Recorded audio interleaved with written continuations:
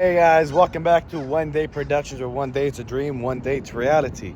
Today's video, we're gonna be doing a year and some change update and what my thoughts are on my 2018 Infiniti Q50s. So we're gonna go off the good, the bad, the ugly, the worst. Do I regret it? Do I not regret it? So let's get into the video. Well, before we get into it, that bird's annoying. But before we get into it, we're gonna do a quick 360 on the car. She's dirty.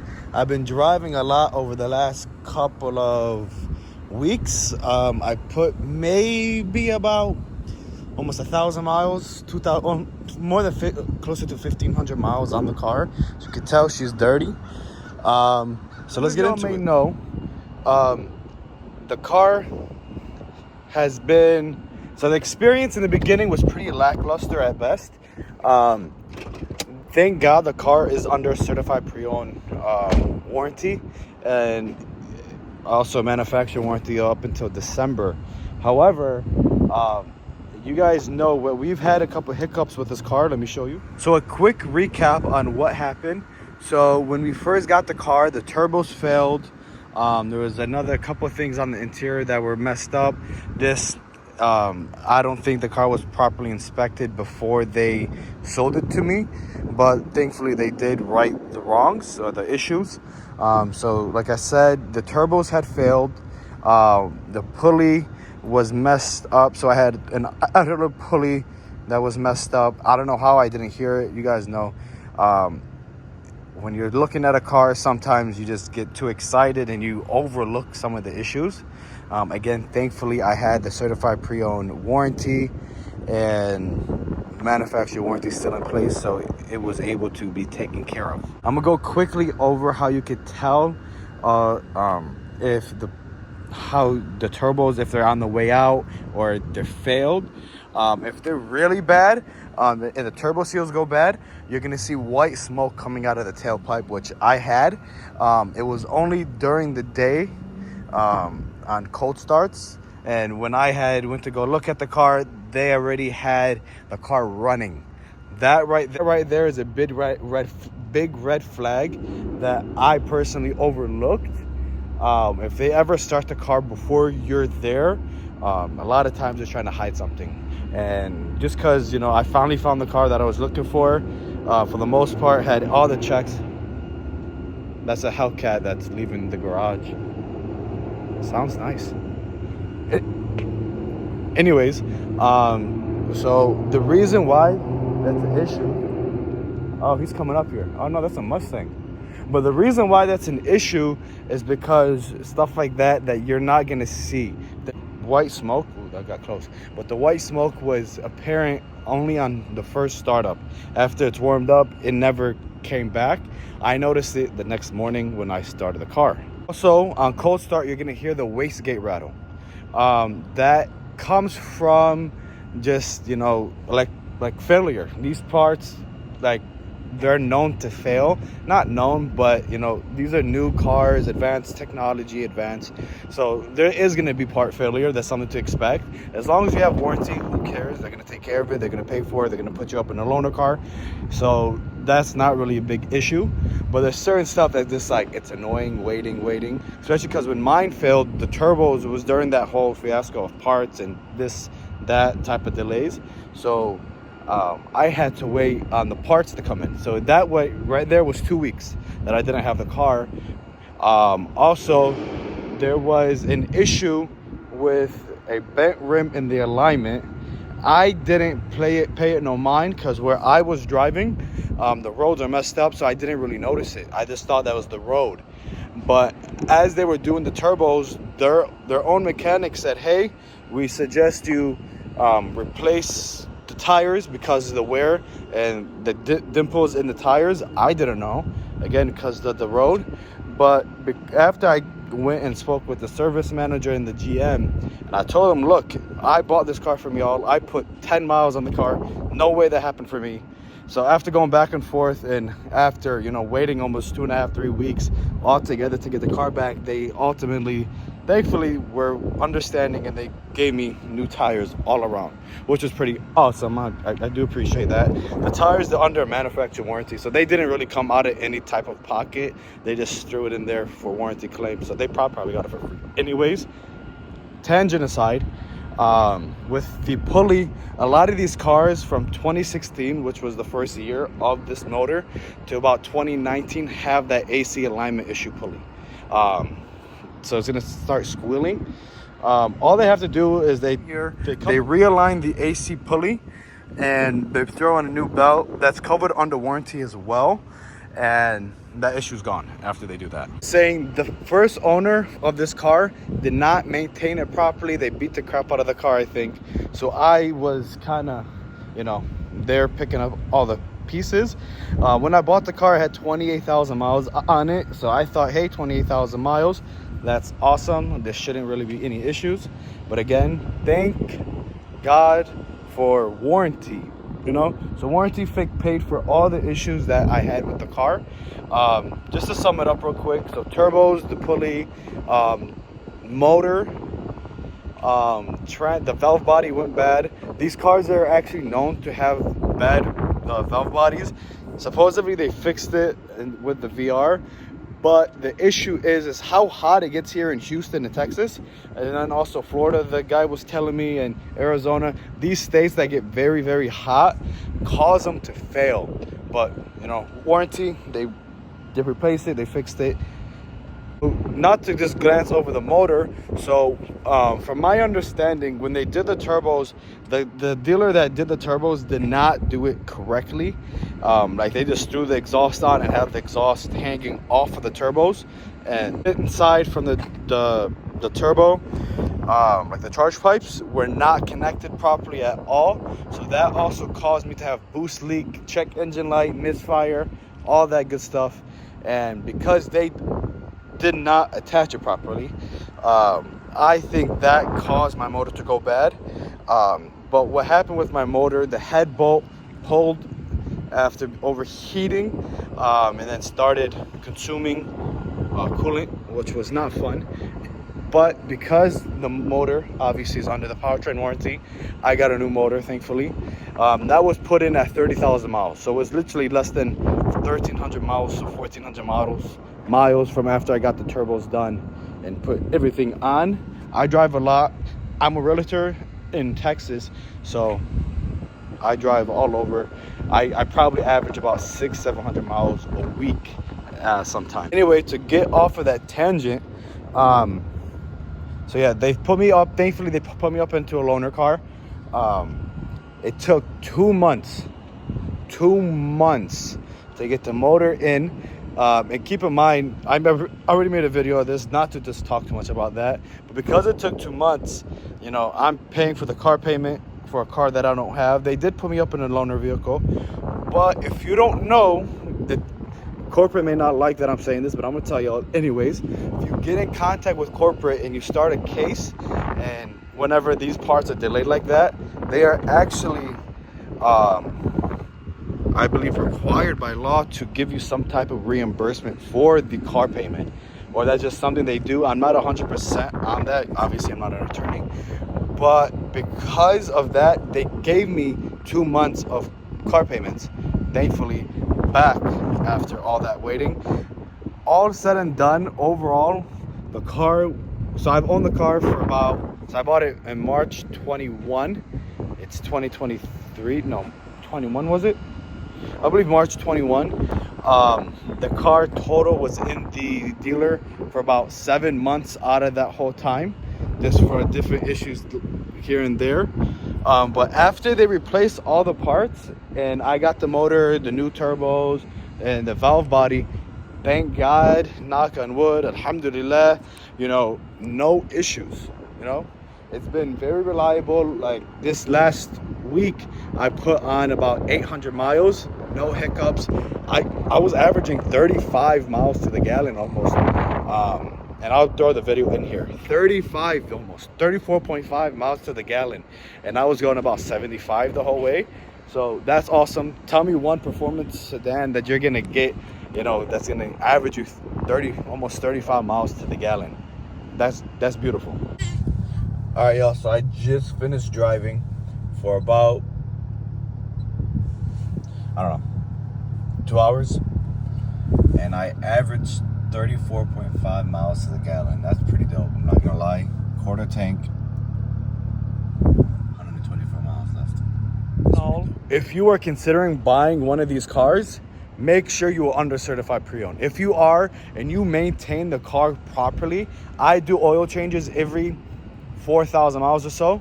It is a little expensive, but this preventative maintenance and this proper maintenance will last you, and you will thank yourself in the long run. Because if you listen to Nissan Infiniti on doing oil changes every 10,000 miles, your motor will almost likely go bad, especially if you're a little heavy footed or if you live in a hotter state or city. You're not gonna like it. I needed to sit down. Kind of the bad and a couple of the good that has happened with this car, but honestly, I would recommend. I also have had a couple issues with suspension. I think when they did the turbos, they didn't attach everything properly. Like my steering wheel was actually my sway bar links and my rack and pinion was completely disconnected. Not completely, but they were not torqued down. So I had very bad steer wobble. I took it in to a different dealer because I got sick of that dealership. That dealer is in a different video, but I would not recommend going to them for any work. If you want to go to a good dealer and you're in Houston or around that greater Houston area, Southwest Houston is my go-to for all my maintenance and my work, my warranty work, because they actually take time and they look into it. Like I was saying, the interior, I like the interior, I'm not gonna lie. A lot of people hate on it. The system is a little delayed, but you know, I can't complain. I like it, you know, compared to some of the competition like Acura or Acura, Lexus. You know, I prefer this over those interiors. Because mine's a sport model, I get the bucket seats. These are very comfortable. The Bluetooth is nice. I don't have the Bose sound system. I kind of wanted more lower miles than that because other vehicles on the market had 40,000 miles, and this one, like I said earlier, 28,000. So I preferred the lower miles than to the Bose sound system in the maps. I'm not a big fan of the maps, so I opted out for that as well. I just use Apple CarPlay. I use my Apple Maps or Waze, and I just use this. I put it in the vent, and my phone stays. And that's $1 from the dollar store. With this car, there is some road noise. You do get some road noise on the interior, but again, like I paid $30,000 out the door, $33,000 out the door for this car. Which is not bad, all things considered. It was one of the lower price ones for the miles in the whole country. Back seat is kind of there just for show. There's not a whole lot of rear seat space. Like if you're gonna sit behind me, because I'm 6'3", maybe a car seat could fit, or like a child. But over here, this seat could be pulled up even a little bit more, and someone like 6 foot could fit there comfortably. Someone like 6+ foot would be able to sit here comfortably at the same time. So that's cool. Also, one thing I really like about this, I got the rear-wheel drive model, but the car grips pretty well. During the rain, it does get a little, fishy. But again, it depends on your tires. I upgraded my rear tires from the run flats that were on the car, and I put bigger tires. So these are 255s instead of the 245s. In the front, I kept 245s. I may go bigger when I replace the rears to maybe 265 if the stock rims will handle it. But let me shut the door real quick. After the new motor and everything put in, honestly guys, I'm gonna give the car like an 8 out of 10 for the money. As you guys can see, I have 47,783 miles on it. It's pretty awesome. This car, man, it's a fun car to drive. It's comfortable. Would I buy another Infiniti after this one? Possibly, but after I'm done with this car, I don't know if I'm gonna keep it, or once I'm paid off of it, probably have another year or so. Once I'm paid off, maybe I'll keep it and make it a track car, because I've taken the car on the track before. It handled decently. There is some body roll because mine is non-DDS, which is Infiniti's active suspension, like dynamic or something, magnet right, something like that. But you know, it stiffens, it lowers a little bit, which is pretty cool. My car, like I said, is a 2018 model, and this is the only year that the Sport doesn't come with the performance package. And because it doesn't come with the performance package, it doesn't come with the big Akebono brakes. These cars, all the Lux and up, come with Akebonos. If you guys looked at the brake video that I did, you'll see the Akebonos. So it's 2 pistons up front, 1 piston in the rear. The big brakes is 4 pistons in the front, 2 pistons in the rear. Which I'm kind of mad I didn't go for that. But at the time, there was nothing on the market that had it that was decently priced. I don't mind paying around market value, but I would not pay anything above market value, just because, you know, depreciation is real, and I don't think these cars were worth it at the time. Guys, if you have any questions, comment down below. This is my second Q50 if you guys are new to the channel. I had a 2018 Lux as well. That one was totaled. The videos on my past posts, you guys could go watch it. But anyways, these cars, man, for the money, you can't really beat it. Would, like, let's see, like, direct competition to this car is probably gonna be like the M340i, or not necessarily the M340i, or even the older 340i's with a direct competition. Me personally, I would prefer to have this, because these cars are very, very capable. Right now I have a 2.5-inch catback exhaust with X-pipe. I'll throw in a video clip after we're done at the end, so make sure you guys stay, like, watch throughout the video. Make sure to like, comment, and subscribe, please. It helps me, and it's free for y'all, so why not? But I would prefer this just because the price difference. You know, this car to an M340i, especially 2018, that's $40,000, $50,000 before tax and before out the door, and I'm in this car for way less. So that's why I picked this. My next car will probably be an M. I used to have a W204 chassis for my Mercedes people out there. Man, it is hot. But I think a BMW would be next. I don't know if I'll go the M340i route like everyone else did. I will probably go to an M3 or M4. So next, that's probably gonna be another year or so. God knows, you know, maybe, you know, my business picks up and I could go buy that now. But I personally would rather invest in real estate before I go that route, just because, you know, 60,000-70,000 on a used one, that's a down payment on a $300,000+ house. So I would rather invest in real estate first, then get the car and have my passive income, you know, paid off. If you guys have any real estate questions, just let me know. You know, no strings attached. Just reach out if you want some honest opinion and honest advice. With this car, man, for the money, you can't really beat it. I think another competition with Audis would be what, the A3, S3, S4, or the Mercedes C43 AMG. Again, man, maintenance on these cars, man, oil change is $100. Mercedes, that's $250. BMW, that's $250. Audi, that's $250. So I could do 2.5 oil changes before, like, for one of that oil change.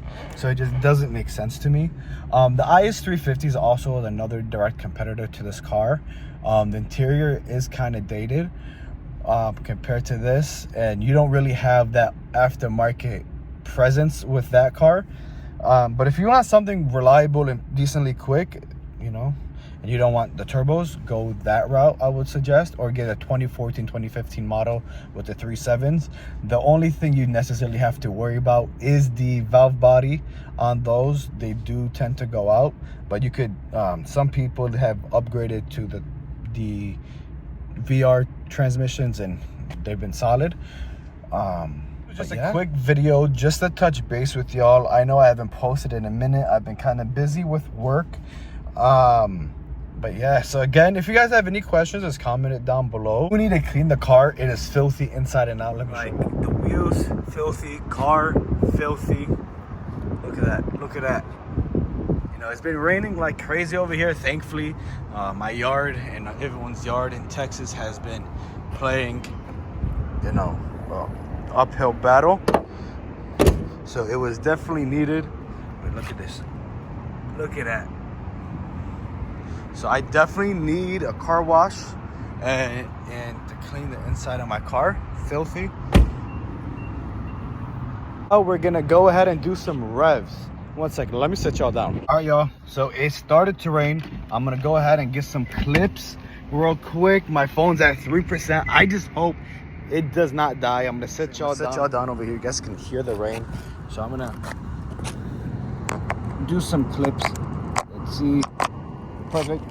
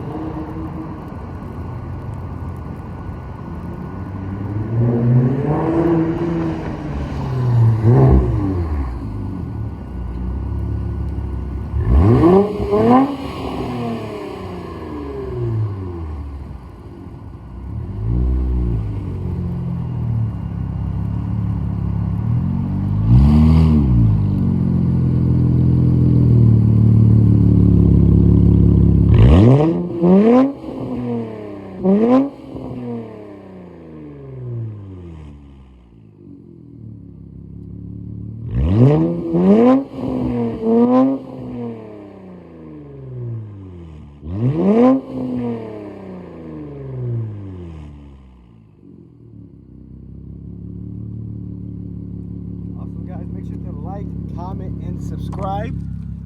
For watching, please like, comment, and subscribe. It's like I said, one day productions, one day to dream, one day to reality. Let's get it.